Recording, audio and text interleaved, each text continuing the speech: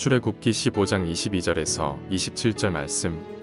모세가 홍해에서 이스라엘을 인도하매 그들이 나와서 수르 광야로 들어가서 거기서 사흘 길을 걸었으나 물을 얻지 못하고 마라에 이르렀더니 그곳 물이 써서 마시지 못하겠으므로 그 이름을 마라라 하였더라. 백성이 모세에게 원망하여 이르되 우리가 무엇을 마실까 하매 모세가 여호와께 부르짖었더니 여호와께서 그에게 한 나무를 가리키시니 그가 물에 던지니 물이 달게 되었더라. 거기서 여호와께서 그들을 위하여 법도와 율례를 정하시고 그들을 시험하실세. 이르시되 너희가 너희 하나님 나 여호와의 말을 들어 순종하고 내가 보기에 의를 행하며 내 계명에 귀를 기울이며 내 모든 규례를 지키면 내가 애굽 사람에게 내린 모든 질병 중 하나도 너희에게 내리지 아니하리니 나는 너희를 치료하는 여호와임이라. 그들이 엘림에 이르니 거기에 물샘 12과 종려나무 이른 그루가 있는지라. 거기서 그들이 그 물 곁에 장막을 치니라. 아멘. 오늘 본문 중심으로 나를 치료하시고 회복시키시는 하나님이라고 하는 주제로 여러분에게 말씀을 증거하도록 하겠습니다. 이 말씀을 받을 때 여러분 아멘으로 화답하셔서 치료되어야 될 부분들이 있을진데 치료하시는 하나님의 은혜가 이 순간 여러분과 함께 하시기를 바랍니다. 회복시키시고 강건케 되어야 될 부분들이 있을진데 이와 같은 은혜가 여러분과 이 시간 선포되는 말씀을 통해 역사하시는 그런 은혜가 있기를 주의 이름으로 축원합니다. 오늘 우리는 출애굽기 15장 22절에서 27절을 읽었는데 오늘 본문에 보니까 이스라엘 백성들이 원망하는 소리가 들리고 있습니다. 사실 출애굽기 15장의 시작은 하나님의 구원하심의 은혜를 찬양하는 그런 내용으로 시작이 되고 있는데 오늘 본문 22절에서는 찬양하던 그들의 입술에서 원망의 소리가 나오고 있습니다. 1절과 2절을 제가 한번 읽겠습니다. 여러분 눈으로 따라 읽으시지요. 이때에 모세와 이스라엘 자손이 이 노래로 여호와께 노래하니 일러스되 내가 여호와를 찬송하리니 그는 높고 영화로우시며 말과 그 탄자를 바다에 던지셨음이로다. 여호와는 나의 힘이요 노래시며 나의 구원이시로다. 그는 나의 하나님이시니 내가 그를 찬송할 것이요 내 아버지의 하나님이시니 내가 그를 높이리로다. 이렇게 이스라엘 백성들은 자신들 앞에 가로막혀 있던 홍해를 밤새도록 동풍으로 길을 내시고 육지처럼 건너게 하신 하나님의 은혜를 찬양하고 있습니다. 뿐만 아니라 추격해 오던 바로의 군대와 병거와 마병들이 가까이 다가오지 못하도록 하나님은 빛과 어둠을 나누사 이들이 접근하지 못하도록 밤이 새도록 지켜주시고 보호해 주신 하나님의 그 은혜를 찬양하고 있습니다. 그리고 이들은 그 은혜를 힘입어 광야로 나아갑니다. 물론 이들의 최종 목적지는 하나님의 언약하신 약속의 땅 가나안이지요. 마치 우리들의 최종 목적지가 하나님의 나라이든 말입니다. 이제 이들은 오늘 본문 22절에서 보듯이 광야 사흘길을 걸어서 힘겹게 마라에 도착을 했습니다. 그리고 물을 마시려고 했더니 이게 웬일입니까? 도저히 써서 그 물을 마실 수가 없었다고 했습니다. 그러자 이들이 돌변합니다. 사실 이들은 1절과 2절에서 보듯이 불과 사흘 전만 해도 홍해에서 길을 내신 하나님을 찬양하던 자들이었지요. 그리고 바로의 군대와 병과와 마병에서 건져주신 하나님의 은혜를 소리 높여 찬양하며 그 은혜를 기리며 여기까지 달려온 자들이었습니다. 그러던 그들이 마라의 쓴물로 마실 물을 얻지 못하자 돌변하여 불평과 원망의 소리를 거침없이 쏟아냅니다. 불과 사흘 전만 해도 구원하신 하나님을 찬양하던 그들의 입술에서 지금은 불평과 원망과 불신앙의 소리들이 거침없이 막 쏟아져 내리는 거예요. 그런데 사실 이들의 불평과 원망은 이번이 처음이 아니었습니다. 습관성이라고 할까요? 사실 이들은 나흘 전 홍해 앞에 다다랐을 때도, 그리고 자신들을 추격해 오던 바로의 군대와 병거와 마병을 보고선 거침없이 원망과 낙심을 쏟아내며 불신앙의 모습을 보였던 그들이었습니다. 왜 여기까지 우리를 데려왔냐? 애굽에서 죽으면 내장지가 없어서 우리를 이곳까지 끌고 왔냐? 우리가 뭐라고 하더냐? 그냥 노예로 살면서 애굽 사람을 섬기다가 죽겠다고 하지 않았느냐? 그런데 모세, 너는 왜 우리를 여기까지 데리고 와가지고 죽게 하느냐? 하면서 불신앙적인 말을 거침없이 쏟아내던 자들이었습니다. 그리고 지금 마라에서 물을 얻지 못하자 또다시 원망과 불평을 쏟아내면서 불신앙적인 말을 거침없이 쏟아내고 있는 겁니다. 습관이에요. 이에 모세의 반응입니다. 모세는 이번에도 전과 같이 하나님 앞에 나아가 엎드려 기도하는 길을 선택합니다. 25절을 보십시오. 모세가 여호와께 부르짖었더니, 그렇습니다. 이처럼 똑같은 상황 속에서 어떤 사람은 불평과 원망으로 불신앙적인 말을 쏟아내는 자가 있는가 하면, 어떤 사람은 하나님께 엎드려 기도함으로 하나님이 공급하시는 능력으로 문제를 해결해 나가는 사람도 있습니다. 모세처럼 말입니다. 여러분은 자신이 어떤 사람이기를 원하십니까?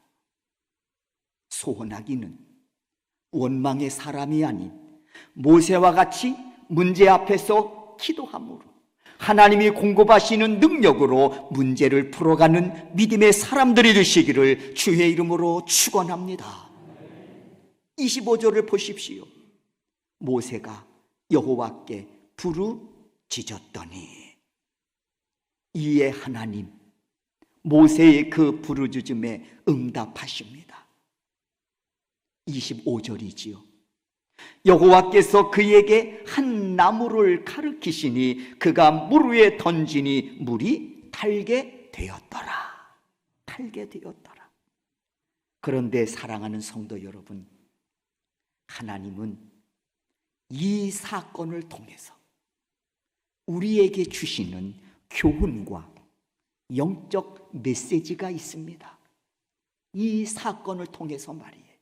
하나님이 우리에게 주시고자 하시는 교훈과 영적 메시지가 있다는 겁니다. 25절입니다. 그들을 시험하실세. 그렇습니다. 지금 하나님께서는 마라라고 하는 쓴 이 물의 과정을 통해서 이들을 시험하시기를 원하셨습니다. 그리고 이를 통해 우리에게 말씀하십니다. 나는 때로 시험하는 하나님이시라고 말씀하고 있습니다. 왜일까요? 하나님은 왜 시험하실까? 하나님, 이들의 믿음이 너무 궁금하셔서 이를 알아보려고 이들을 시험하신 것일까? 이들의 믿음이 작은 믿음인가, 큰 믿음인가? 아니면 이들의 믿음이 어디까지인가 알아보시려고 시험하신 것일까? 저는 분명 아니라고 생각합니다. 그건 아니다. 왜요?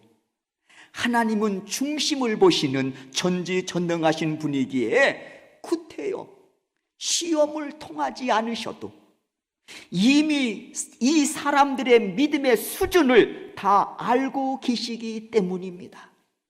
전지전능하신 하나님이 시험을 통해서 그들의 믿음을 아시고자 그들을 이 과정을 겪음으로 시험을 치르게 하셨느냐? 그건 아니라는 것입니다.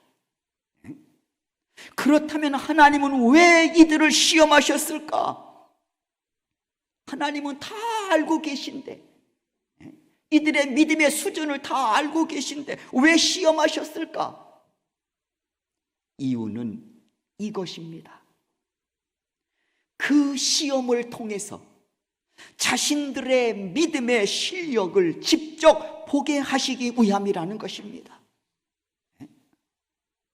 시험을 통해서 아하, 내 믿음의 수준이 이것이구나 하는 사실을 보게 하시려고 그들로 하여금 시험을 치르게 하셨다는 거예요. 이는 베드로가 거친 풍랑 위를 걷다가 무서움을 이기지 못하고 의심하다가 결국 물에 빠져들어간 적이 있었지요. 베드로는 그런 자신의 모습을 보고 나서야 자신의 믿음이 너무도 작은 믿음이라는 것을 알게 됐습니다. 사실 그 이전에 베드로 나만큼 믿으라고 해. 그 믿음에 대해서는요, 나름대로 그래도 자부심이 있었거든요. 그리고 그 믿음 자랑하고 싶었어요. 그런데 풍랑을 겪으면서 보니까 자신의 믿음이 너무나도 연약하고 작은 믿음이었다는 것을 알게 됐다는 말이에요.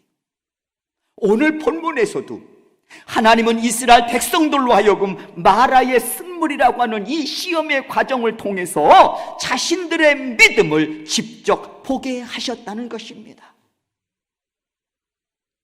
그렇다면 이들이 얻은 시험 점수는 어떨까요? 시험을 쳤으니 점수가 나올 거 아닙니까? 이들이 얻은 시험 점수는 어떻겠습니까?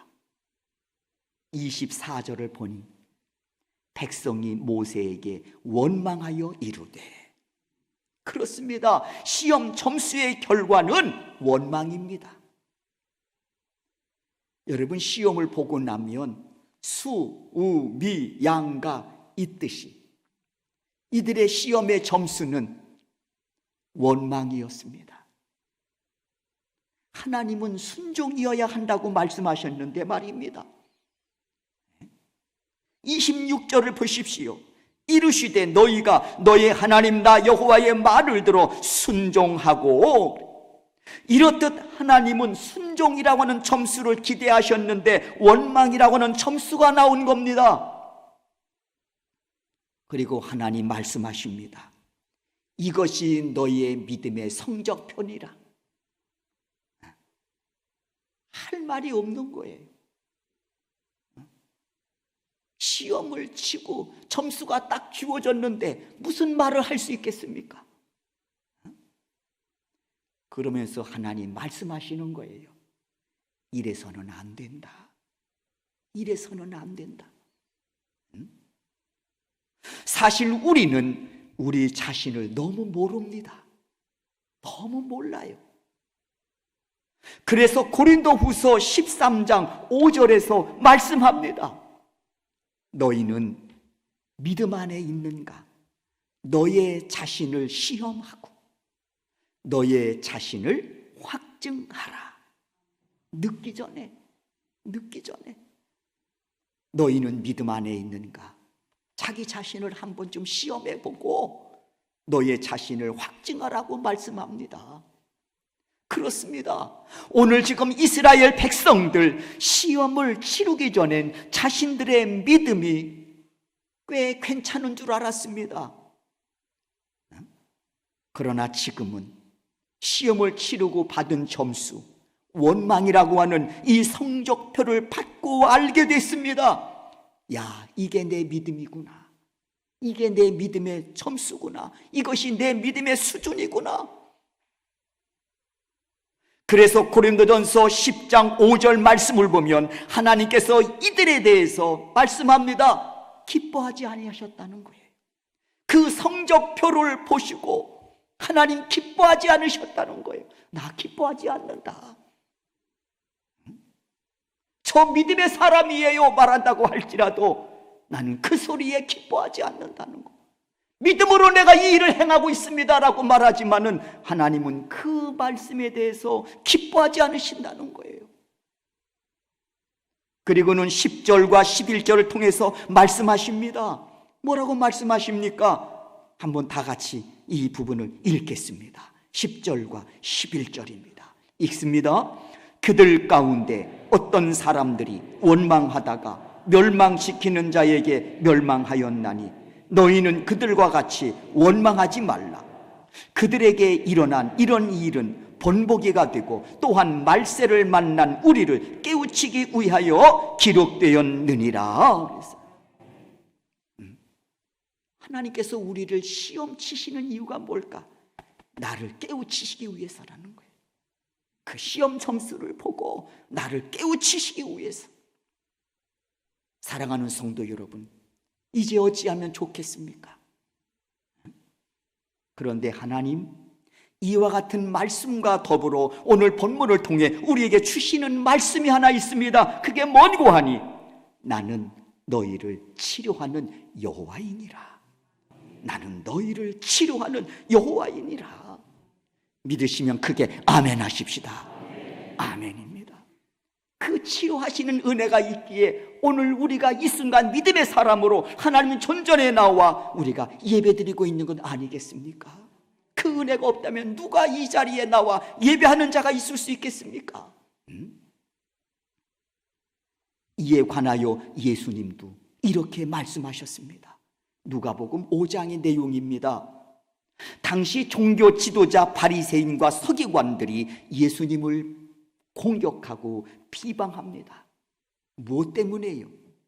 예수여, 당신은 어찌하여 한 상에서 세리와 죄인과 함께 먹고 마실 수가 있습니까? 어떻게 죄인과 함께 먹고 마실 수가 있습니까? 하면서 공격하고 비방합니다.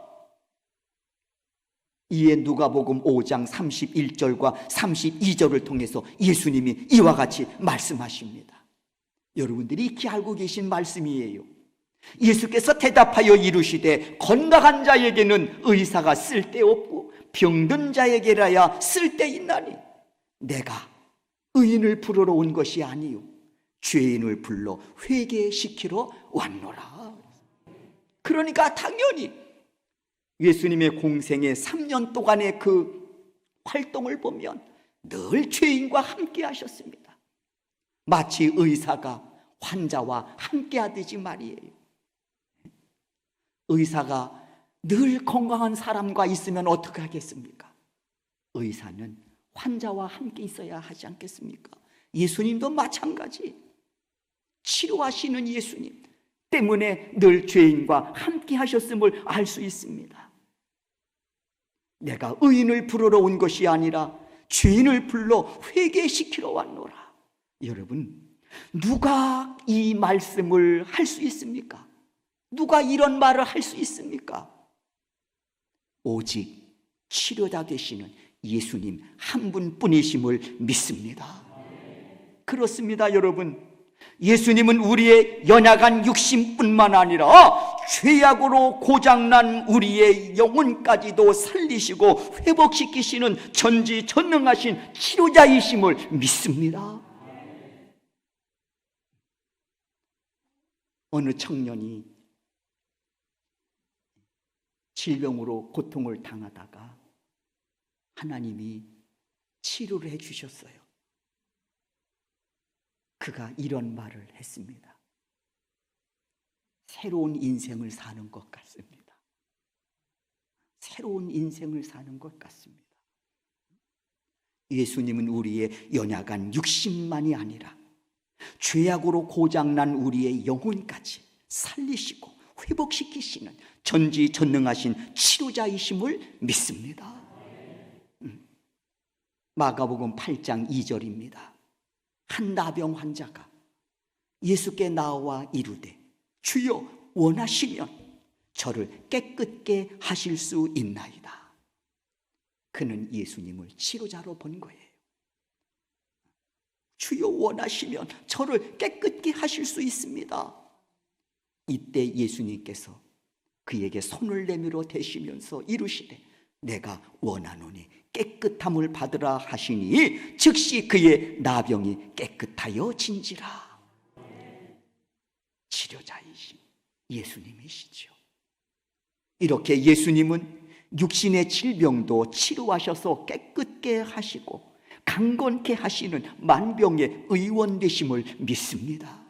뿐만 아니라 누가복음 5장을 보면 예수님이 말씀을 전하고 계실 때 한 병자가 한 병자를 친구들이 데리고 왔습니다.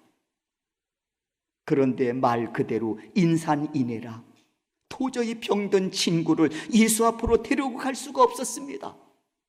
그렇다고 포기할 수도 없었습니다. 이들은 결국 지붕 위로 올라가 지붕을 뚫고 병든 친구를 예수 앞으로 달아내렸습니다.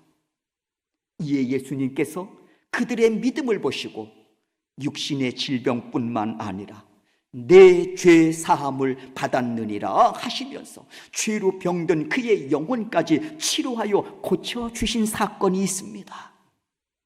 그렇습니다. 예수님은 우리의 연약한 육신뿐만 아니라 죄악으로 고장난 우리의 영혼까지도 치료하시고 회복시키시는 전지전능하신 하나님이심을 믿습니다. 오늘 본문으로 돌아갑니다. 모세가 마실 물이 없다고 불평과 원망을 쏟아낼 때 모세는 하나님께 나아가 부르짖어 기도합니다. 그때 하나님이 응답하시지요. 25절입니다. 모세가 여호와께 부르짖었더니 여호와께서 그에게 한 나무를 가리키시니 그가 물에 던지니 물이 달게 되었더라.